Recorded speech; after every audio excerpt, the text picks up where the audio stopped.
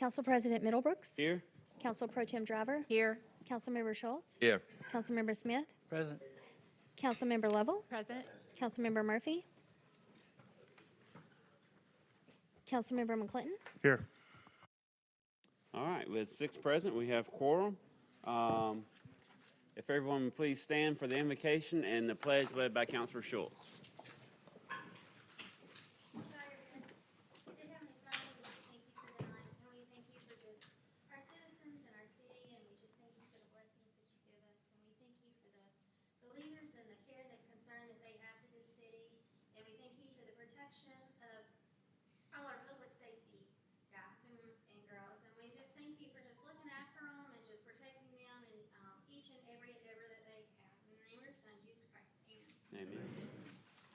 Attention, salute, pledge.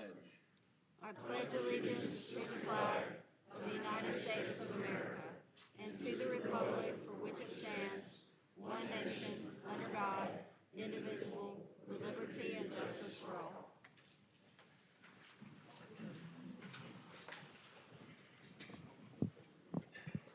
All right. Mr. Murphy was here, but got a call that his wife was having some car issues, so he had to step out, and hopefully he will return at some point. Family first, though. Guest recognitions. Mayor, do you have some guests in the audience?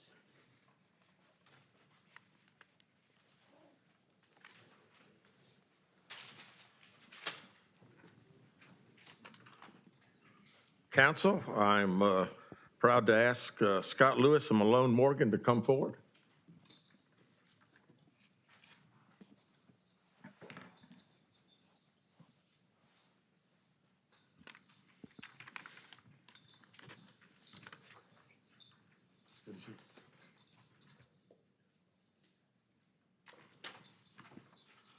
On behalf of the City of Hoover, we proudly recognize and congratulate Scott Lewis and Malone Morgan for earning gold medals at the National Unified Partners Special Olympics Bowling Tournament held March 11th, 2026 in Reno, Nevada. Scott and Malone competed as members of Strike Zone alongside unified peer partners Patrick Lewis, Scott's brother, and Janice Wojtkowski. Are they here too? Come on down, please. Scott and Malone have shared more than 20 years of friendship and have competed together on numerous sports teams. They've also participated in the Shelby County Special Olympic Bowling Program for over 16 years. Malone has been bowling for 15 years and has traveled to Reno, Las Vegas, New Jersey, and other destinations to compete. He has participated in the Hoover Rec Therapeutics Program for 20 years and continues to attend twice a week. Scott began bowling at an early age through team activities for special kids in St. Louis, Missouri. He continues to display his Hoover pride whenever he competes, using a bowling ball featuring Hoover High School's colors, Go Bucks, in recognition of the wonderful years he spent. The City of Hoover also extends such appreciation to Patrick and Janice, who are also Hoover residents, for the volunteer service. So we commend you guys and appreciate you all being here. We'd like to get you to stand up front with the council. We'll take a picture.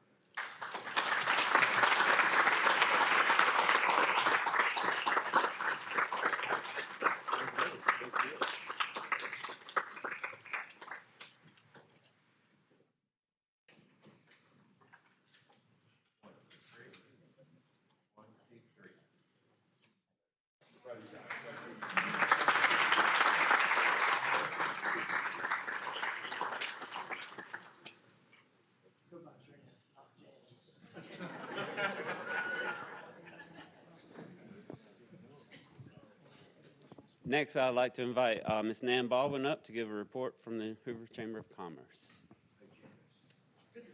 Welcome.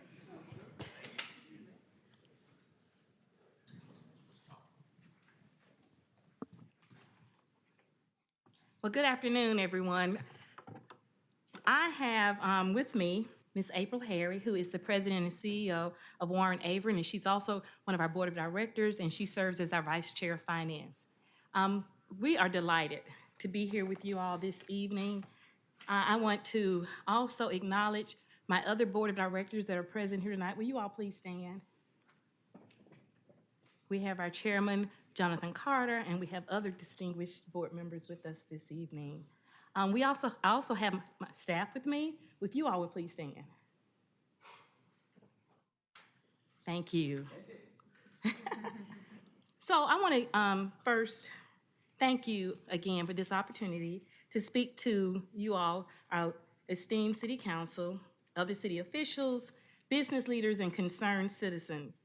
I'm delighted to share with you an overview of all the activities and programming we have done since the beginning of the year in support of our business community, primarily our small and medium-sized businesses in the Hoover area. Now, before I get started, let me just set the stage. Hoover is the 6th largest city in this state. We're only behind Huntsville, Mobile, Birmingham, Montgomery, and Tuscaloosa. Hoover was founded just recently in 1967. It's only 59 years old and already is one of the top 10 cities in this state. Now, what do we have in common with those other 5 cities? They all have thriving Chamber of Commerce that support their business community. So Hoover has the same in ours. They're a little different. Their chambers are a little larger, have a larger staff, do a lot of other things, but we are very proud of what we do at our chamber. Now, moving on to slide 2, here are the 5 and now 6 focus areas that we provide value for our members. We have networking and connection, and most of you know about that through our coffee and contacts, our business after hours, our chamber luncheons, and as a matter of fact, this Thursday, we are having our business after hours at Hoover Steaks and Wines, located in Knox Square across from the Met. Now, these networking events give our members an opportunity to connect with each other and to collaborate with other business owners to grow their businesses. But we do so much more than just networking, and I think that gets lost in translation a lot of times. We also provide education and awareness and business resources for our small and medium businesses. We provide learning opportunities through Lunch and Learns, and these education and awareness opportunities provide businesses with the knowledge, support, and resources needed to enhance their businesses. We provide advocacy and representation. Government relations is an important aspect of any chamber. We have increased activities and programming to help advocate for our businesses, such as traveling to Montgomery and meeting with our state elected officials to be the voice for businesses. On the promotional marketing support end, we host ribbon cuttings. We have one coming up this Thursday, and we've had 25 so far this year, and you'll see that in some future slides. And we do that for not only new, but also expanding businesses. We do social media posts, and we provide visibility and access to our members through our online directory and our various magazine publications. In the community engagement area, a city is only as strong as its business community. We all grew up, or many of us grew up in this area, and we know about other cities that have gone by the wayside. And when you think about, well, what happened to those cities? 20, 30 years ago, they were thriving. And if you connect the dots, you realize it's because their business community left.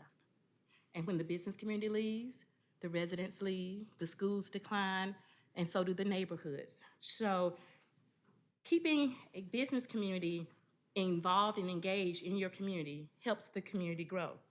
And successful businesses understand the importance of being actively engaged in the community, and the chamber provides these opportunities. Now, this year we've added a 6th component, and that is workforce development. Thriving communities have a vibrant workforce and talent attraction programs in place, and this also grows and sustains our community. So the next slide, I want to share with you a program that we are launching this year, and I'm so excited about this.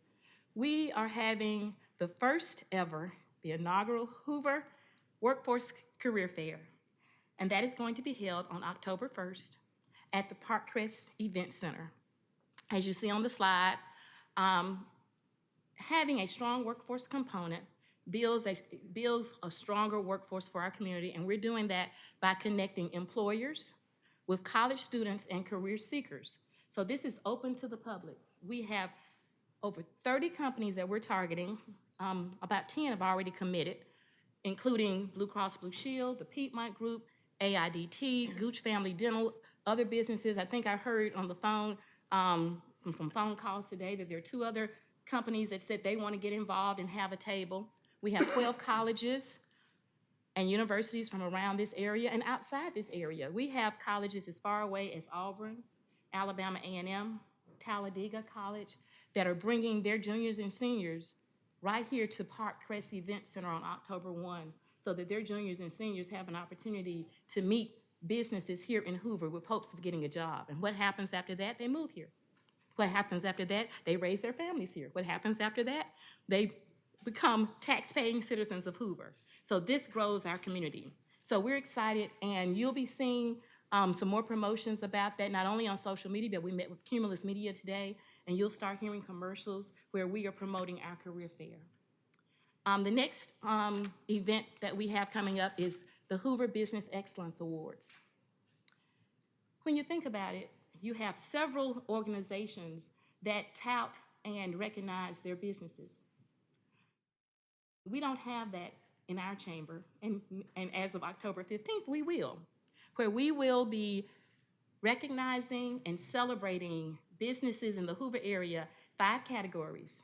Emerging business, those are businesses that are startups, 1 to 5 years in business. Established business, 6 to 15 years. Mature businesses, 16 to 25 years. Legacy business, 26 plus years. And we have a few businesses that have been around 67 plus years in our area.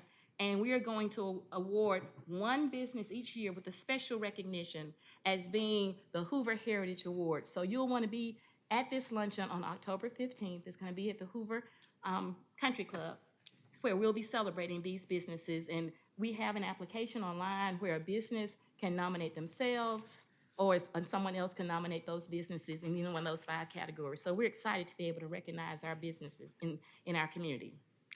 The next slide just gives you a snapshot of all the things that we do and the impact that we're making in this community. I won't read everything on this slide. You can see the numbers. That's our dashboard. We have 670 members. This year alone, we have accumulated 80 new members. We have 21 ambassadors. We have a very small staff. You saw the 4 people stand up, and we make it look like we have a large staff through our ambassadors. We've had a total of 65 networking events. You see the numbers up there. I'll go all the way to, if you add up the attendance at all of our events and the events that we associate with, that's 1,800 plus touches that we've had in this community. On the next slide shows our social media or our promotional impact. Like I said before, we've had 25 ribbon cuttings. We're in the 35th week of this year. And to think about it, that means we're averaging almost 1 ribbon cutting a week. These are new businesses that want to be promoted, want to be showcased in our area. You look at Facebook, we have 6,182 followers. And whenever someone touches on our Facebook page and views one of our posts, we have 118 views, 18,000 views. On Instagram, we have a little over 2,300 followers, 189 posts.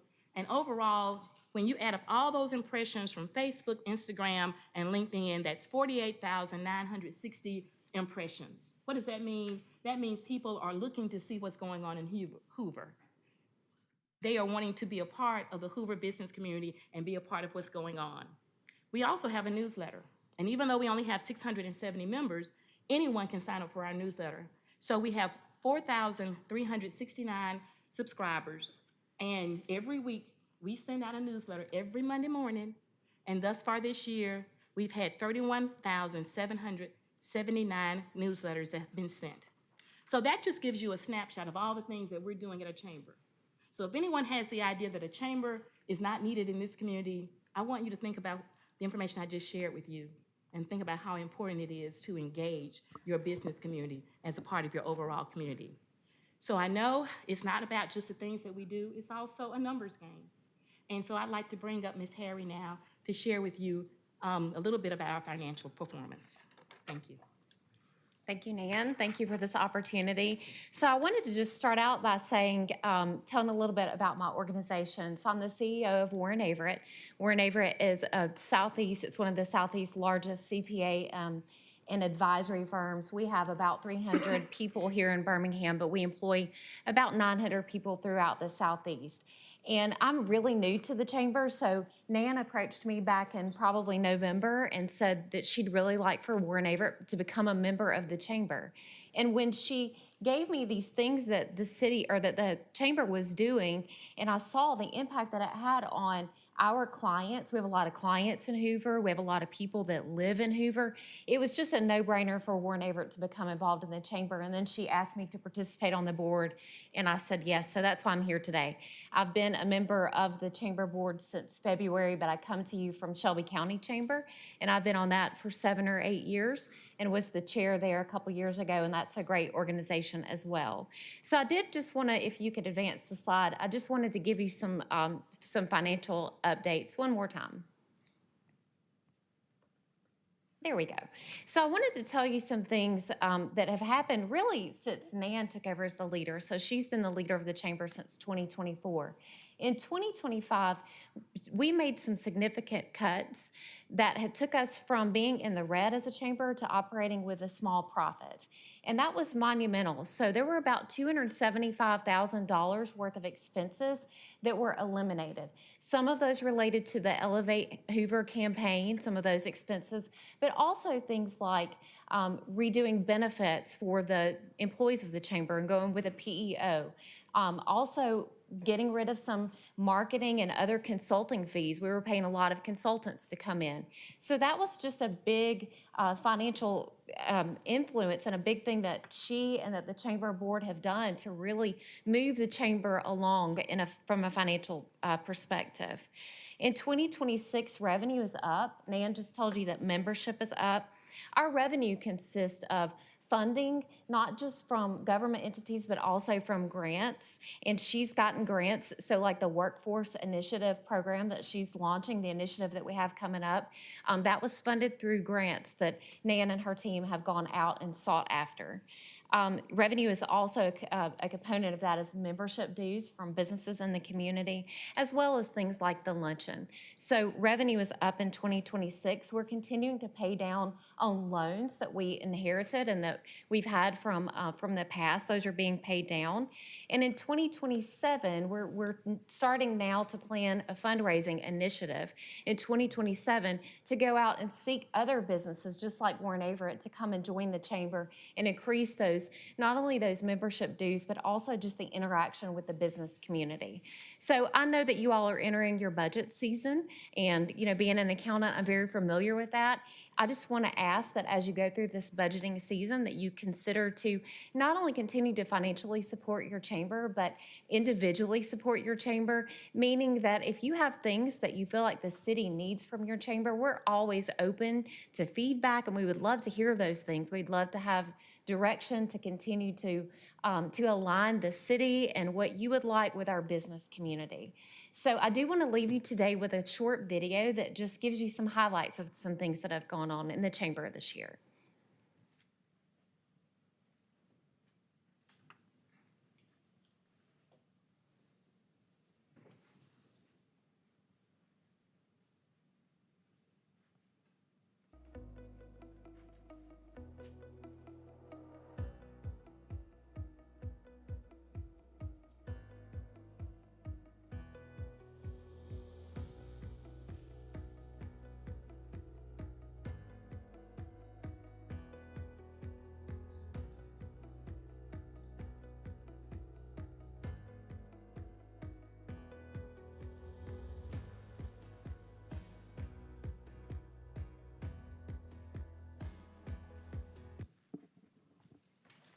Thank you. It always says that a picture is worth 1,000 words, so we wanted to leave you with a few pictures of some of the activities we've done. Do you have any questions? Thank you, Ms. Harry and Ms. Baldwin. Any comments or questions for Ms. Baldwin? All right. Appreciate your continued partnership. Thank you. Thank you.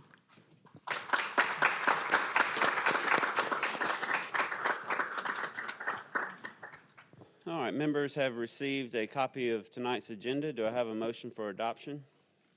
Mr. President, I make a motion to approve the consent agenda. Not the consent agenda. I'm sorry, the agenda as presented. agenda is presented, excuse me. Second. I have a motion and a second. All in favor say aye. Aye. Those opposed, the ayes have it. We'll move on now to public comments. These are comments on items that are not on the agenda. Everyone will have an opportunity to comment on agenda items if they so wish. So first up, we have Ms. Cheryl Hill. And when you come up, if you will, you'll have 4 minutes of speaking time. And if you'll just start off with your name and general area that you live at in Hoover. Okay. Hi, my name is Cheryl Hill. I've been a resident of Hoover for about 27 years. Hey, Jean, how are you?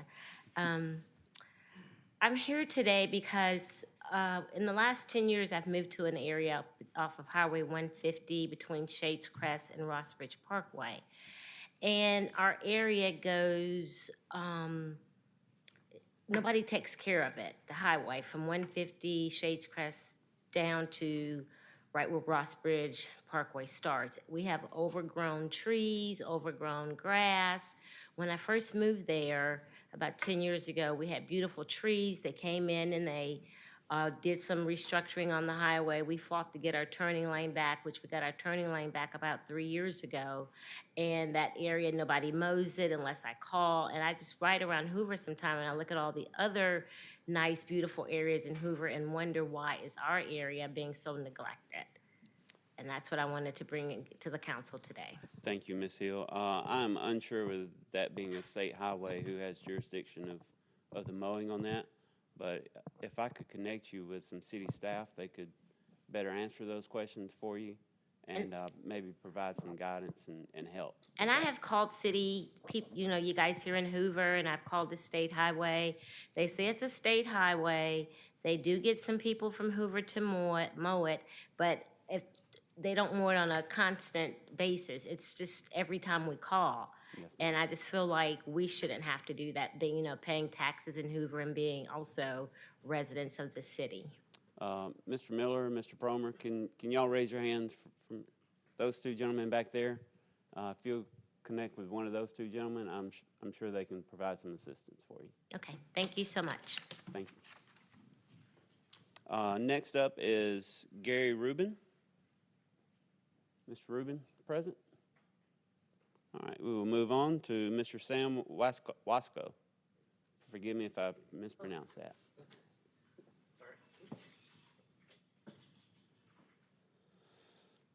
Mayor, City Council, thanks for having me. That's my wife, by the way. So this is mostly good. Retired military guy. I've been in Hoover for about 17 years. I live in South Lake, love it. I'm basically an ambassador for South Lake and for Hoover. Love the area. Got taken out of retirement from Florida because my wife went to UAB, but that's okay. Anyway. Sir, if you would, you state your name for us. Oh, Sam Wasko. Wasko, thank you. Sorry, I thought I did that. All good. My bad. All right, anyway, so live on the lake, and the lake, Indian Valley Lake, is in South Lake, and it's basically a catch basin for the Cahaba River. So what's happening is we're getting a lot of stormwater runoff and a lot of sediment. And our lake, it's shrinking in size and it's shrinking in depth. What we want to do is fix stuff that has happened from previous administrations. And I was the lake president the last 2 years, so I'm the most recent past president. Anyway, that's one of the bass in the lake. If we can go to the next slide, I just want to show you a little bit about the lake. That's part of my family, my dog. Everybody's loving it. Next slide. Obviously loving it. That's some of the shad that we stock for the bass. We take care of everything. We test for E. coli. That's a party that we're having, boat up. Everybody gets together. Kids go swimming in the lake. Next one. People swim, paddleboard, kayak, fish, all that stuff. One more. All right, here we go. So with one of the bad points, so we're trying to get the stormwater fixed, and we're trying to get the sediment that's coming in to stop. And one of the direct quotes from the Hoover City engineers when we were doing this is they said the solution to pollution is dilution. So let it run into the lake, let it dissipate, run into the Cahaba, and eventually it'll disappear. That's not good enough, and it shouldn't be. We swim in the lake. We fish in it, we eat the fish. Anyway, we'll go on to the next slide. I'm running out of time, so I'll go quick. History real quick, built in 73. It was 110 acres. We've lost about 10 acres with the sediment that's come in. It's the largest lake in Hoover, and it does flow into the Caba, so it's a catch basin. There's serious storm water that comes in from different areas, and you'll see it on the next picture. And what used to happen up on the far right, there was a dam up by Spain Park that had broken. All the sediment has run down into it, and all those stormwater areas are also going into it. Silting, turbidity. Next picture. So I hope you guys caught that. Dilution is not a solution to the pollution. It's not a good way to do it. Next slide. That's just one of the storm runoffs between people's homes that comes from the street and the development, South Lake, runs down and takes all that sediment into the lake. Next one. This is the extreme silting due to that, the failure of the retention pond up by Spain Park. And there used to be a catch basin. Can we go back one real quick? There used to be a catch basin on the other side of the road of Indian Valley Drive, and that is now completely wooded. That used to stop some of the sediment before it got into the lake as well. All right, next one. That is one example of one of the storm runoffs that comes down into the lake, which is, I think, ridiculous. But you can see it. And next slide. That's the same kind of runoff that we're getting. And I'm running out of time, so we'll go to the last slide. And what I'm hoping is I can still be your ambassador if we can take care of the issues that's been left behind by the previous administrations. Thank you, Mr. Wasko. I think you have a couple of neighbors that are going to speak on the same subject, so. Possibly. Mr. President, could I ask a question? Yeah, I would love that. Gene, before you ask the question, Yes, sir. there is some legalese I have to say, unfortunately. So the city of Hoover is aware of pending litigation involving a property owner's claims about sediment conditions on Indian Valley Lake. Because this matter is currently in litigation, the city is not able to discuss the specifics of the claims or its defense on the advice of legal counsel. The city takes its stewardship of public waterways and stormwater infrastructure seriously and will address the matter through the appropriate legal process. Once litigation concludes, the city will be in a better position to provide additional information. Right now, our hands are a little bit tied with the litigation that's ongoing. Okay. I would like to provide more answers to you tonight. If there is a question that I can We're going to tiptoe refer you around it. to Mr. Waldrop over there with the city attorney, Okay. and he should be able to provide some answers for you. I'll be around after the meeting if you'd like to talk with me. I don't know how much I can disclose to you or discuss, but I'll be glad It's to talk. okay. I'll contact you another time. Okay. Great. Anyway, Gene, did you? No, sir. Thank you, Mr. President. Okay. okay. I'm sorry. That's okay. Thank you very much, and hopefully we can get it all worked out. Appreciate your time. Thank you, Mr. Wasko. Next, we have Mr. Bob Hardy.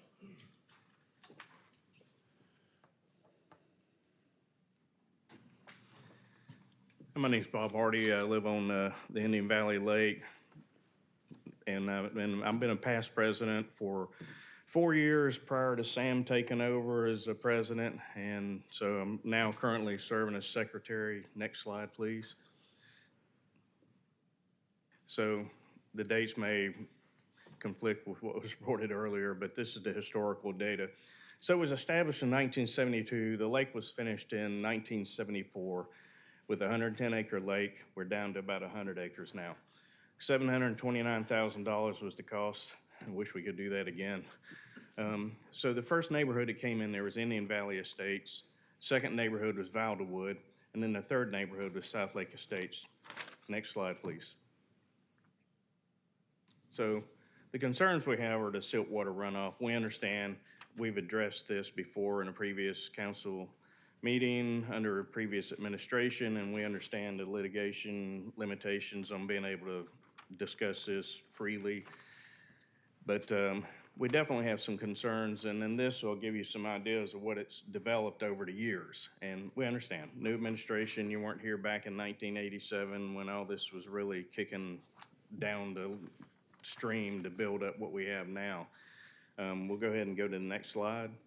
So this is kind of hard to tell because the resolution of satellite imagery was not really great, but that area that Sam showed earlier that had the silt buildup, this is the same area. And you see how it's wide open and it's reflective off the water there. It's kind of difficult to see, but we'll go to the next slide. Okay, that's a little bit better view a few years later in 2012. Next slide. That's what it looks like now. And actually, it's worse. So that used to be open water. It used to be about 14 feet deep. And you see we have mature trees growing out in there. And this is all from that. Mainly, the biggest contributor to that was when the dam fell above. And overnight, the people on the other side on Acton Creek, they literally could walk across the lake, their creek that used to be 12 feet deep, 10 feet, 12 feet deep. So this issue's been ongoing for a long time. Stormwater management, we understand, is in turmoil, so to speak, and it's being developed. Continue on with the next slide, please. Okay, there's some questions about buildup, and I should have zoomed in on this, but there's a little spit of land between some houses on the left-hand side, about 2/3 of the way down. Next slide, please. Now you can see it's building up and it's coming out, and it's preventing those folks from being able to get their boats in the water. I know, boo-hoo, it's a tough life. But anyway, that is a lot of silt coming in from the neighborhoods and the surrounding neighborhoods, and it's taken our lake level, which you don't see, what used to be 33 feet deep is now about 10 and 8 feet over on this side of the lake. And it's starting to come to the other side of the lake. But anyway, it's definitely impacting us, and we understand there's limitations that we can talk about, but we would certainly appreciate any assistance we can get. And we'll see if there's anything else in another slide.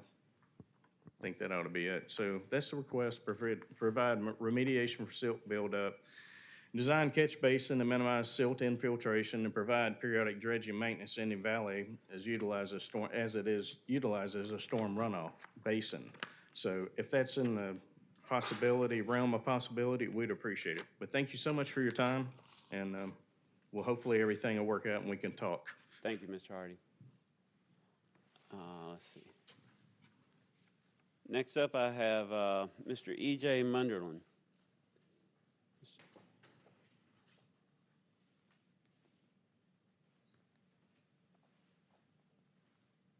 Good evening, Welcome, Council.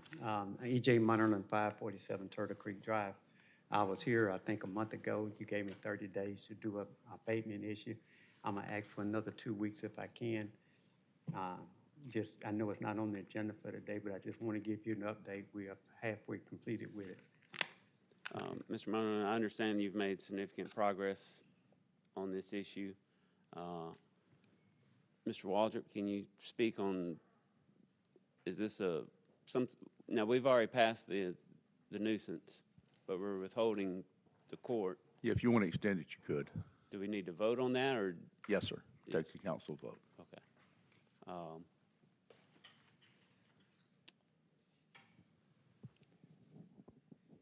I guess during the regular agenda, if someone wants to make an adoption to the agenda and make that motion, or can we do that now? Does this need to be I moved to think the you regular could suspend the rules and do it now. Suspend the rules? Suspend the rules? Yes, sir. I would move to suspend the rules to take up this subject. Okay. The roll call vote. Roll call vote. Second. Second. I have a motion and a second to suspend the rules to take up this motion. Ms. Dickerson, if you'll call the roll, please. Council Pro Tem Driver, Aye. Councilmember Schultz, Aye. Councilmember Smith, Aye. Councilmember Lovell, Aye. Councilmember Murphy, Councilmember McClinton, Yes. Council President Middlebrooks. Aye. With 6 ayes, we will now take a motion to give Mr. Munnerlyn another 2 weeks or longer to work on this issue.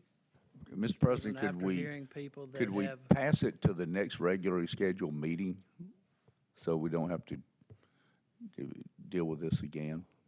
if that's not a problem. The question before the body is, Sure, that would be, he needs more time, and he said 2 weeks, but in 2 weeks, the body's not going to be in session, I don't think. no, sir. The next session is September 14th. Correct. So, Mr. Smith, would you like to make that motion?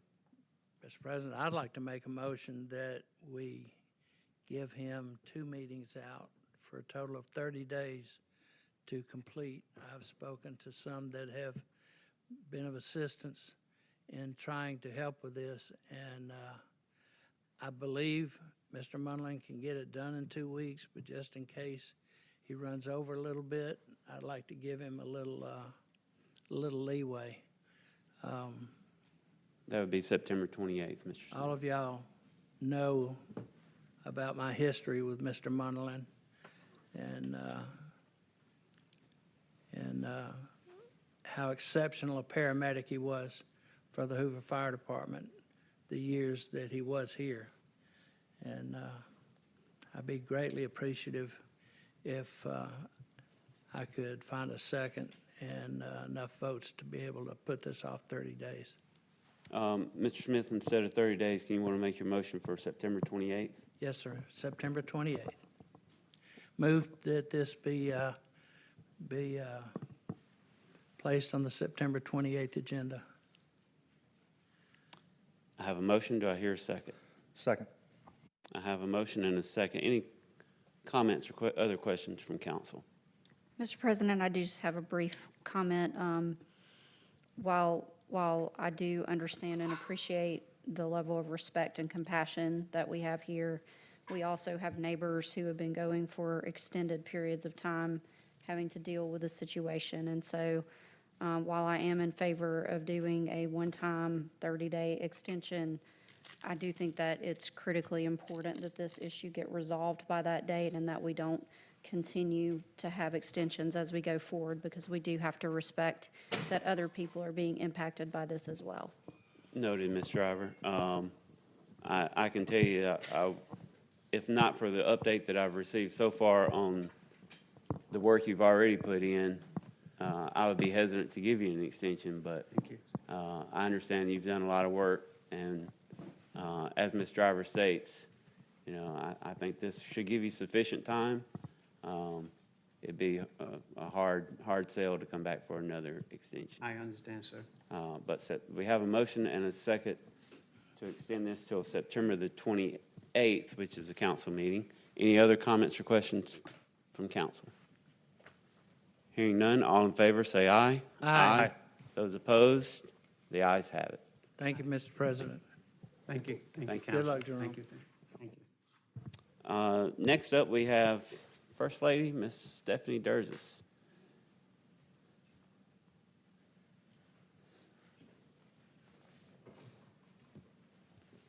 Thank y'all. I'm Stephanie Derzis from River Chase. So we are putting together the first annual Mayor's Ball, which will take place on October 17th. And all the money raised will go to the Arts Foundation. When Nick ran, he ran on getting the arts back to Hoover. And this is one way. We may not have a performing arts center anytime soon, but we can go toward raising money to help with the arts. So I want everybody to put that on your schedule, October 17th. Right now, we are selling tables to businesses, and then we'll open up for single ticket sales September 2nd. Also, I want to keep everyone updated on Greer Feldman. She is our Miss Hoover teen from last year. As y'all are well aware, she won Miss Alabama teen. So we will be leaving Monday for her to compete in Miss America. So next Saturday, a week from this Saturday, y'all turn on your YouTube TV and cheer her on, because we're hoping that she'll win Miss America teen. So thank you. Awesome. Thank you, Ms. Derzis.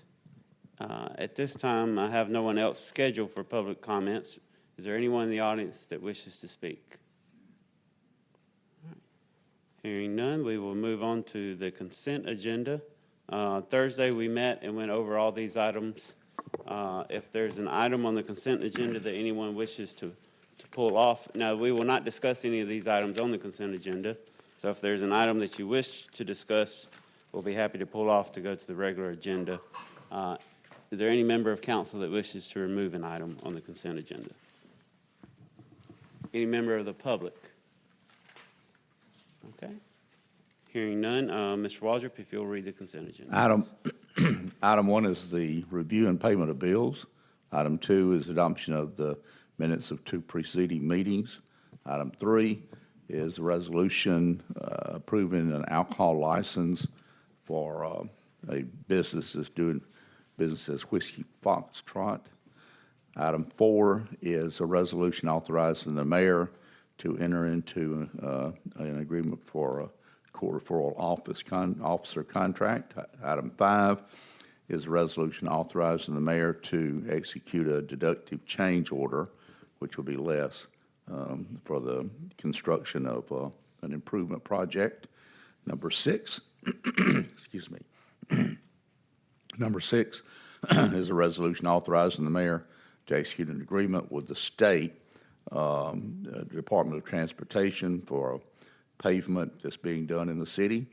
Number 7 is a resolution that accepting a flood mitigation assistance grant and authorizing the mayor to execute the documents necessary for that. Item 8 is a resolution accepting a change order for a public project by the mayor. Number 9 is a resolution authorizing the mayor or the fire chief to execute a memorandum of understanding between the city and the school system. Item 10 is a resolution authorizing the mayor to execute a community grant agreement with Jefferson County Commission for the police department. Item 11 is a resolution authorizing the acting director of human resources to execute an amendment to the enrollment agreement for Blue Cross Blue Shield for city employees. Item 12 is a resolution authorizing the acting director of human resources or the mayor to execute an agreement with Lloyd Self-Insured Medical Stop Loss Insurance. Item 13 is a resolution authorizing the mayor to execute an addendum to a sales contract extending the closing date for the sale of property located at 3021 Lorna Road. Item 14 is a resolution authorizing the mayor to execute a Fourth Amendment to a lease agreement with RMC Investments. And number 15 is a resolution authorizing the mayor to execute an agreement with Next Level Studio for a dedicated 911 website for Hoover Emergency Communications. That concludes the consent agenda. Motion to approve the consent agenda. Second. I have a motion and a second. All in favor, say aye. Aye. The ayes have it. And we will welcome Councilman Murphy back among us. Moving on to the regular agenda, resolution number 892826, Mr. Waldrop. This is a resolution authorizing the mayor to execute an agreement with Meals on Wheels to provide meals and other services for elderly residents of the city of Hoover. Motion to approve resolution number 8928-26. Second. We have a motion and a second. I understand Michael's going to introduce a special guest with us tonight from Meals on Wheels. Good evening. Council work session the other night, a couple of questions came up about our Meals on Wheels agreement. The first was regarding how many people that they expect to serve in 2027, and the second question was, how does one sign up for the Meals on Wheels program? So, not being the smartest person in the room, I went and found somebody who does know the answers to the questions, and this is Miss Liz Wilson. She's the Vice President of Community Initiatives with the United Way of Central Alabama. So hopefully she can answer your questions. Welcome, Ms. Wilson. Thank you. Thank you, Michael, and thank you for having me here tonight. And thank you to Hoover for being such a caring community to your seniors. A little known fact is that only 1% of charitable giving nationally is designated specifically to senior causes. So it is critically important to support the needs of our seniors, and it takes a broad base of community support to operate Meals on Wheels. I would like to especially thank the 64 Hoover residents who choose to volunteer for Meals on Wheels. They are the heart and soul of the program because they not only deliver life-sustaining nutrition, but they combat loneliness and isolation, and providing those social supports is, relieves the healthcare system, but just improves the quality of life of Hoover seniors. So special thank you to them. We also really appreciate our partnership with the Hoover Senior Center and the Parks and Recreation Department to operate our congregate meals program too. So a bit about the numbers. Meals on Wheels serves approximately 1,200 seniors per year throughout the entirety of Jefferson County. And approximately 100 of those are Hoover residents. We serve about another 140 Hoover residents through the congregate meals program at the senior center. So we anticipate in FY '27 serving a total of about 250 residents of Hoover, and approximately 100 through the homebound delivery program. Any senior interested in Meals on Wheels can call 1-800-AGE-LINE, and that will start a screening and an intake process to get them enrolled. And so I'm happy to answer any questions about the program in general, the program in Hoover, any questions you may have. Comments or questions for Ms. Wilson? Mr. President, how many days a week do you provide these meals? 5 days a week. There are a few closing days, so it amounts to 241 days annually. Thank you. Any other comments or questions? Mr. President, what was that phone number again? 1-800? AGE-LINE. Okay, thanks. All right. Ms. Wilson, y'all do provide a wonderful service to our residents and those beyond our city, so I want to thank you for that. Well, thanks for your partnership. Any comments or questions from the audience? Come on up. I'm afraid so.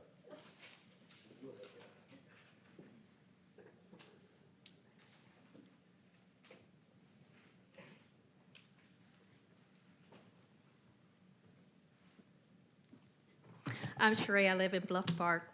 The only thing that I wanted to say is thank you for Meals on Wheels. In 2005, my mother died, and my dad was still alive, and we called Meals on Wheels, and they kept him alive for another year. So thank you very much for doing this.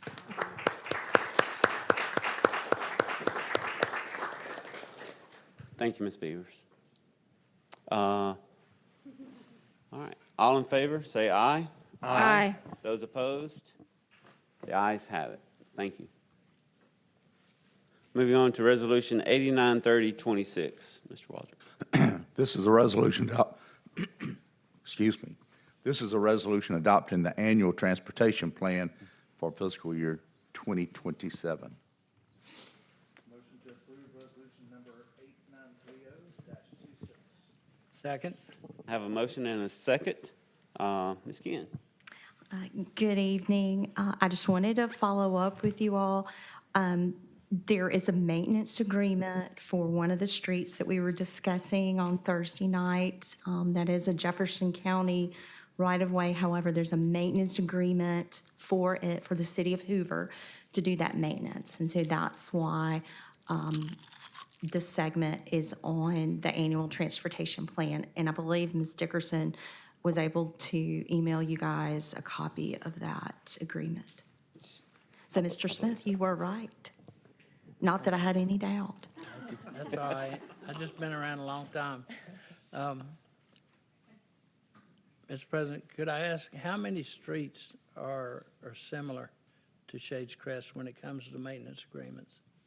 I do not have a number off the top of my head, but I'm more than happy to get that to you. But there are several where we have the MOUs in the similar situation. Will this be something that we'll be considering during budget time? This one, no, sir. Not tonight, but future road maintenance. If there are any others that we have agreements with the county or the state. It is possible that in a future resurfacing program, one of those streets could be on the list, but there's not anything that I know of specifically in the 27 budget. Thank you, ma'am. Thank you. Any other comments or questions? What about from the public? All right, nay. All in favor, say aye. Aye. Those opposed, the ayes have it. Moving on to resolution number 894826, Mr. Waldrop. This is a resolution recognizing and commending the Hoover Fire Department for achieving CFAI accreditation. Motion to approve resolution number 8948-26. Second. Have a motion and a second. Chief Bentley? Wanna tell Thank us you, a little Mr. bit? President, Council, and Mayor. I have some good news tonight. I know that most of you are already aware, but last week we were reaccredited for the second time. A team went to Chicago and presented to the commission, and we were reaccredited.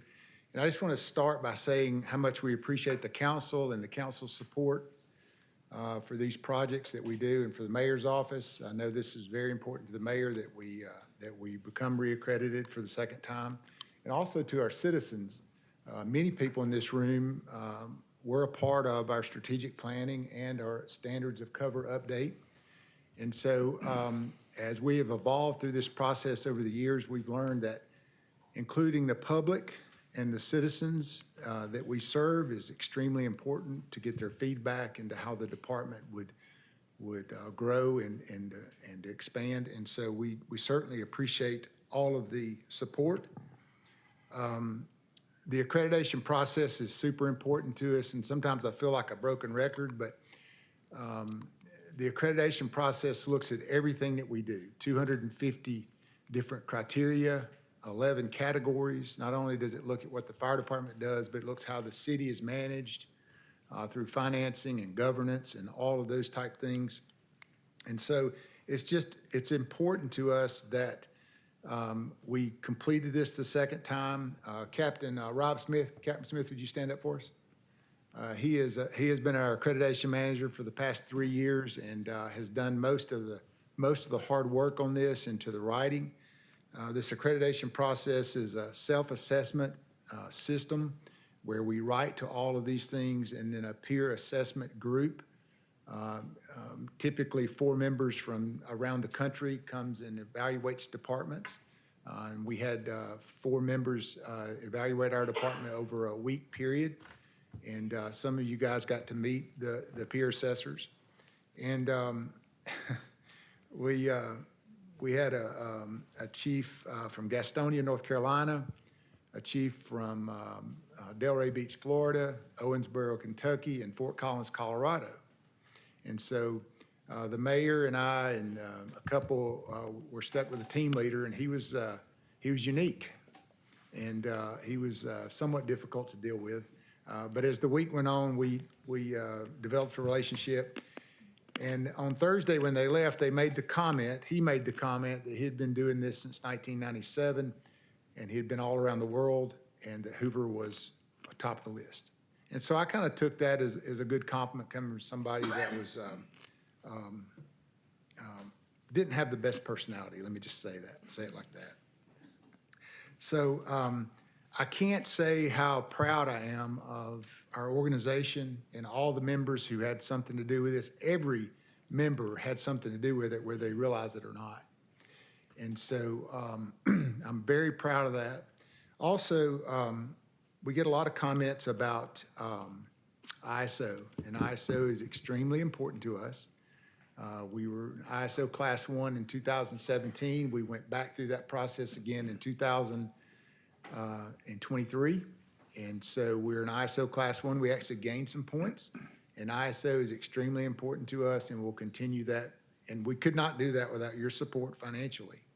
However, ISO looks at only how we handle structural fires, first alarm structural fires, which in most fire departments are far and few between. I'll give you, for instance, Houston was the department ahead of us for accreditation this past week, and they ran 640,000 calls for service, and 83 to 84% of their calls were EMS. So the percentages are there, and so ISO is important to us. Across the country, there are 504 agencies that are ISO Class 1s out of 30,000 fire departments. And there are 301 agencies across the United States that are accredited, but there's only 127 departments that hold both certifications. And so I say all that to say how proud I am of the team, but I don't say that in a boastful way. I hope that I say that in a way that you see the level of commitment that our members have for the community. We are not perfect. We make mistakes, but we try not to make the same mistake twice. And so I just wanted to commend you as the council and the mayor's office and the citizens for supporting us, and I also wanted to commend our members for all their hard work. I can take questions if you have any, and if not, I would ask the team to come down as Mr. Waltrip reads the resolution. We'll take a vote and then ask the members to come down. Okay. Any comments or questions for Chief Bentley first? Yes, Mr. President. More of just a commendation for your leadership in foresight and seeing the importance of this to our community. Being in the top 0.5% in the nation of fire departments is really something to be proud of. You mentioned the ISO rating. That, as I understand it, impacts all of our individual homes in terms of our insurance ratings and the premiums that our citizens get charged for their home insurance. What's really remarkable to me about this latest reaccreditation is that it really gives us as a council, from a governance perspective, independent evidence that the fire department has been subjected to outside quality standards and has had someone outside of our group come in and voluntarily kick the tires to ensure that we are getting exactly what we think that we are getting, and we're very proud of you, so thank you. Thank you, and I appreciate the comment. I couldn't have said it any better. Getting somebody to come in and kick the tires, if you will, from outside, it's kind of uncomfortable sometimes.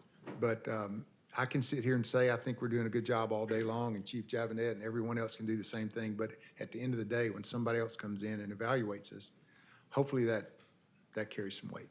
Thank you. Mr. Smith? You did mention Thursday that Hoover was the first fire department in this state to receive this accreditation. That's correct. We were accredited in November of 2021, then followed by Montgomery Fire Rescue and Mobile. And those are the only two other departments in the state that are accredited. Do they have Class 1 ratings? Montgomery does. I think Mobile is a Class 2, but I'm not sure about that. Mr. Murphy? Did you have anything?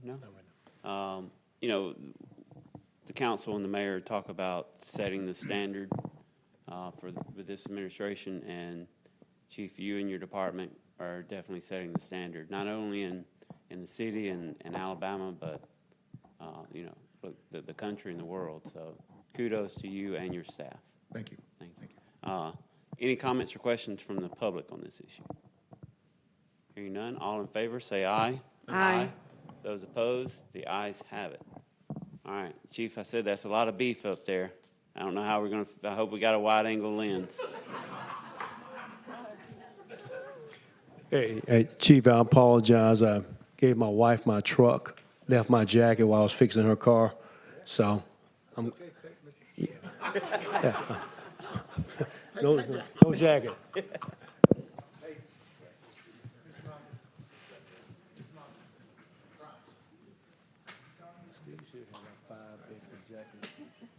Some bourbon somewhere.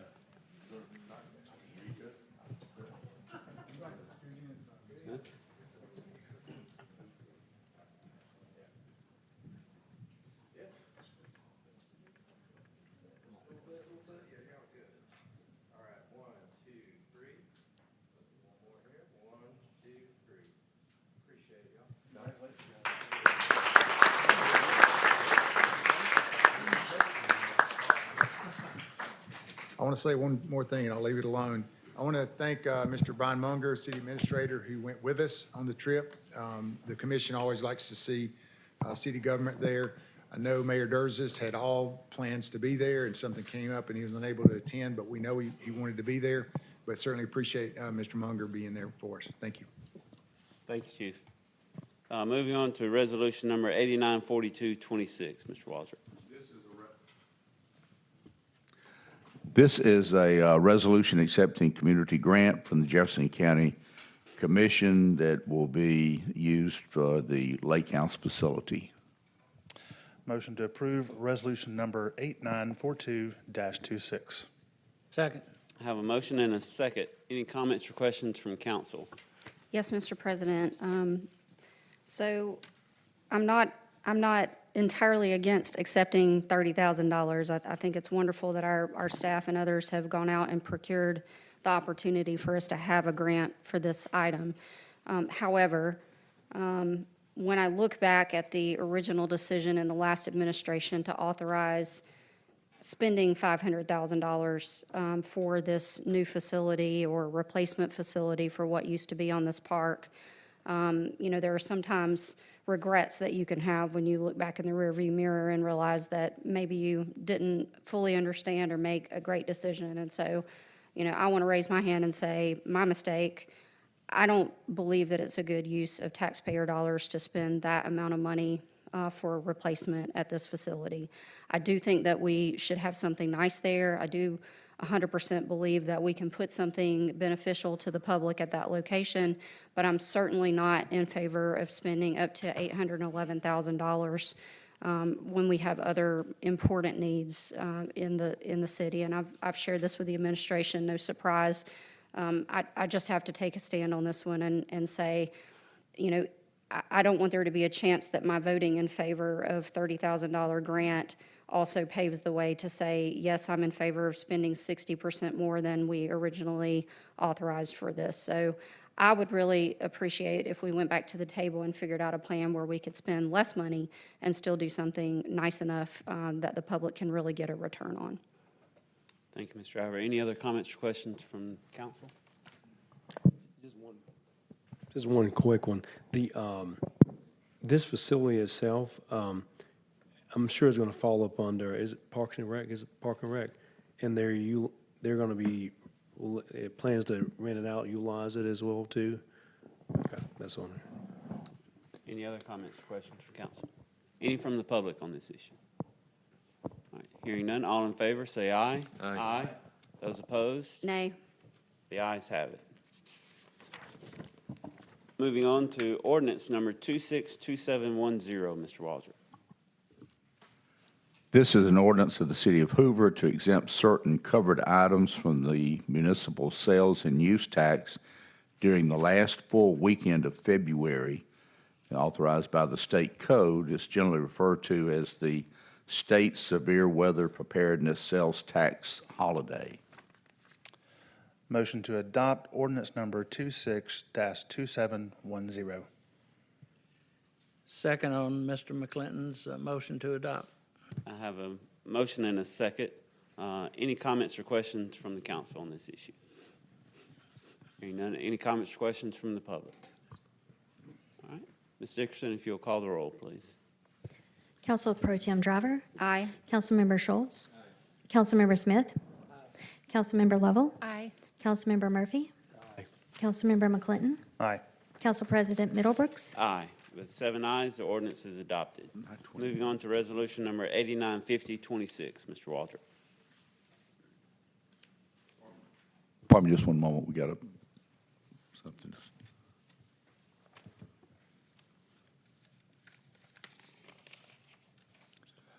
Okay. This is a resolution authorizing the mayor to execute a task order form number 2 with Wagner Engineering for the Park at Hoover project. Motion to approve resolution number 8950-26. Second. We have a motion and a second. Since this item was not discussed on Thursday night, I'm going to ask Mr. Muenger to enlighten us, please. Yes, sir, thank you. So you all recall the lengthy discussion that previously led to the council's declaration regarding the park and the comments from its ownership team and also their engineers.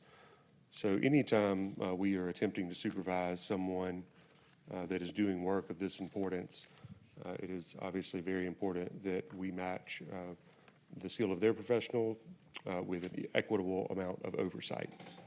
So as you heard during their presentation, they have a team of professional engineers that have pledged as part of the MOU that they are working towards with our legal team to complete a full analysis unit by unit and deliver to the city certain documents for examination, much in the way that you would have a monitor in an asbestos remediation project to verify quantities.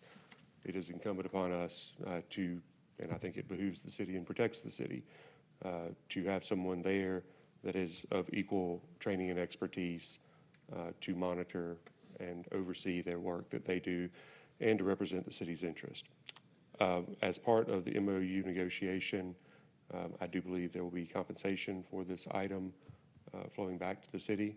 Of course, that will be subject to the council's eventual approval, but this item was placed on the agenda because the work is represented as the analysis, rather, no construction at this point is represented as starting in the near future. We want to have this agreement in place so that our contractor and structural engineer can be ready to deploy on site as needed whenever their team does. Comments or questions from the council?